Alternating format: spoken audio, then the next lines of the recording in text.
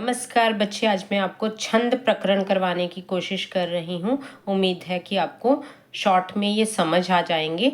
जब भी हमने छंद प्रकरण शुरू करना है तो हमने सबसे पहले ये लाइन लिख लेनी है, ये इसको रट्टे मार लेना है। य माता राजभानु सलगा। तो क्या है ये लाइन? य माता राजभानु सलगा। अब इसमें लघु गुरु के भेद करने हैं, इसको मैं यहीं छोड़ देती हूँ। आपको बता देती हूँ लघु क्या है, गुरु क्या है। लघु को ह्रस्व भी कहते हैं, गुरु को दीर्घ भी कहते हैं। और लघु कौन कौन से वर्ण होते हैं? जिन वर्णों में छोटा अ, छोटी ई, छोटा उ और री, ये 4 स्वर आए वो लघु कहलाते हैं। इनके अतिरिक्त जो स्वर रह गए वो सारे दीर्घ कहलाएंगे। जैसे इनसे मिलके बनने वाले व्यंजन, जैसे ये क है तो इसमें छोटा अ मिला है तो ये लघु कहलाएगा। इसमें छोटी ई मिली है तो ये लघु, छोटा ऊ होने के कारण लघु और री होने के कारण लघु। इनके अतिरिक्त जितने भी वर्ण अन्य रह गए वो सारे दीर्घ कहलाते हैं। सिर्फ 4 ही लघु कहलाएंगे। और दीर्घ का एक और जो है नियम है कि संयुक्त वर्ण जैसे आपको यहाँ पे क और त दिख रहा है और यहाँ पे ये दिख रहा है संयुक्त माने जुड़ा हुआ। संयुक्त वर्ण से पहले वाला वर्ण दीर्घ हो जाए। पहले वाला चाहे लघु है चाहे दीर्घ है, उस पे हमने दीर्घ का साइन लगाना है। अब दीर्घ का साइन क्या है? लघु को हम आई से डिनोट करते हैं और गुरु को हम एस लगाते हैं। अब चलते हैं, लघु गुरु का नियम आपको समझ आ गया होगा। लघु के लिए हम 1 अंक देते हैं, गुरु के लिए हम 2 अंक देते हैं। ये मात्राएं गिनने के लिए है। चलिए फिर से उसी लाइन पे आते हैं। य माता राजभानु सलगा। अब नियम के अनुसार छोटा अ मिला है इसमें तो मैंने लघु लगा दिया। बड़ा आ तो दीर्घ, बड़ा आ दीर्घ, दीर्घ ये लघु, ये भी आ की मात्रा के कारण दीर्घ हो गया। यहाँ छोटे ऊ की मात्रा के कारण ये लघु हो गया। स लघु, लघु और ये आ की मात्रा के कारण दीर्घ। अब इसमें से पहले वर्ण को लेके गण शब्द जोड़ देंगे। य गण, म गण, त गण, र गण, ज गण, भ गण, न गण, स गण। और उसके बाद गण हम 3 के ग्रुप को कहते हैं। यहाँ लास्ट में जो है 3 का ग्रुप सगण तक रहता है, इसलिए ल गण नहीं होगा, ना ही गगण होगा। ल से लघु, ग से गुरु। अब जैसे मैंने इस पे लघु गुरु के साइन लगा दी। अब यगण क्या है? य से स्टार्ट करके इन तीनों का कॉम्बिनेशन। यह क्या है? ISS। देन यगण क्या है? ISS। तो मगण क्या है? आगे वाले 3 मिला लेंगे, SSS। तगण क्या है? SSI।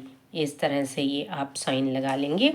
और सगण क्या होएगा? स से शुरू होके IIS, जैसे IIS। ल अकेला ही लघु जिसका साइन आई है, गुरु माने S। ठीक है, ये लघु गुरु का एक नियम है, आप समझ लेंगे, मैंने डिटेल में समझा दिया। अब छंद क्या होते हैं? छंद वर्णों की संख्या एवं क्रम, मात्रा तथा यति गति के संबद्ध विशिष्ट नियोजित पद्य रचना छंद कहलाती है।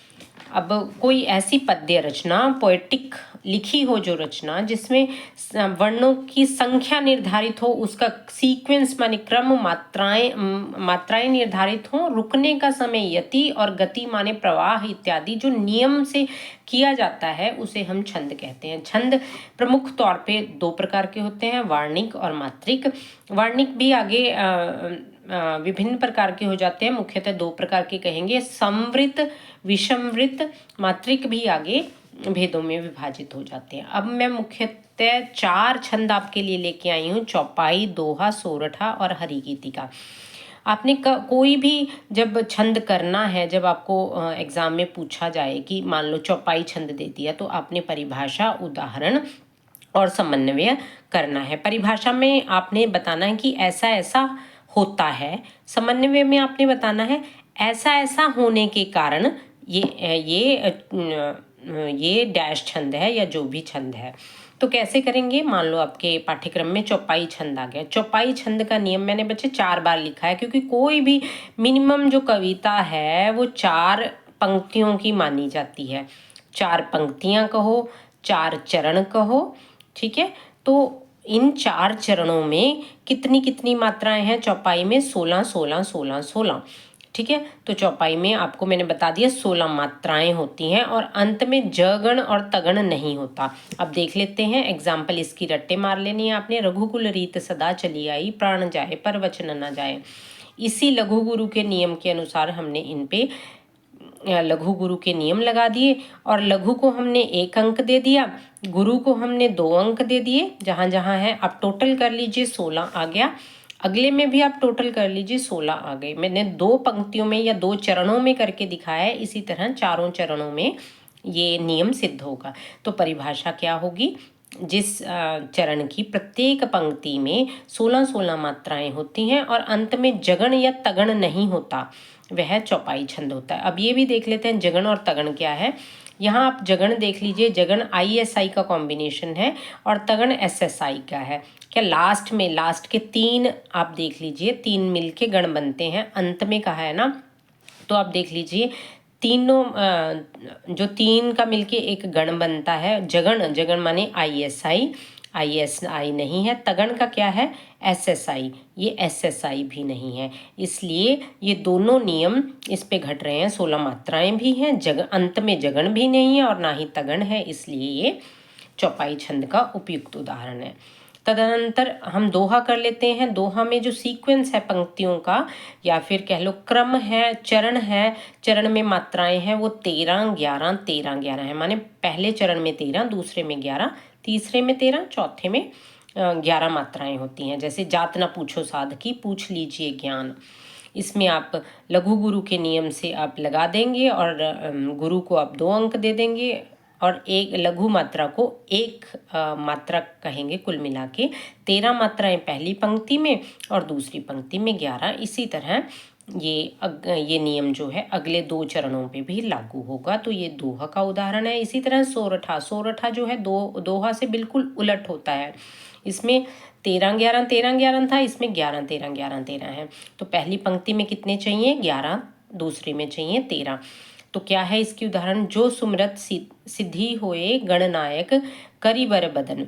तो यहाँ लघु गुरु का नियम हम लगा देंगे। तो पहली पंक्ति में पहले चरण में आप मात्राएं देखेंगे 11 हैं और दूसरी में 13, और इस तरह ये सोरठा का उपयुक्त उदाहरण है। समन्वय में कैसे लिखेंगे, प्रस्तुत उदाहरण में प्रथम चरण में क्रमशः 11, द्वितीय चरण में 13, तृतीय में 11 और चतुर्थ चरण में 13 मात्राएं होने के कारण ये सोरठा का उपयुक्त उदाहरण है। उसी तरह हरि गीतिका देख लेते हैं। 28 मात्राएं होती हैं प्रत्येक चरण में। 16 मात्राएं पहले होंगी, उसके बाद पॉज होगा। पॉज माने यति होगी, यहाँ पे ये यति है।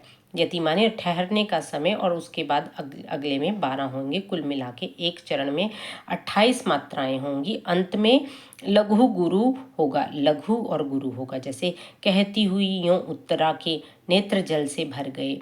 तो अंत में हमने लघु गुरु, पहले लघु दिखाना है और गुरु दिखाना है। ये आप देख लीजिएगा सिद्ध हो गए हैं, स्वयं ही ये लघु है, ये गुरु है। उसी तरह अब इनको आप लघु गुरु का नियम लगा के काउंटिंग करके देखेंगे, कुल मिला के 28 मात्राएं हुई। अब इसके अनंतर बच्चे मैं अगले छंद भी आपको भेजने का प्रयास करूंगी।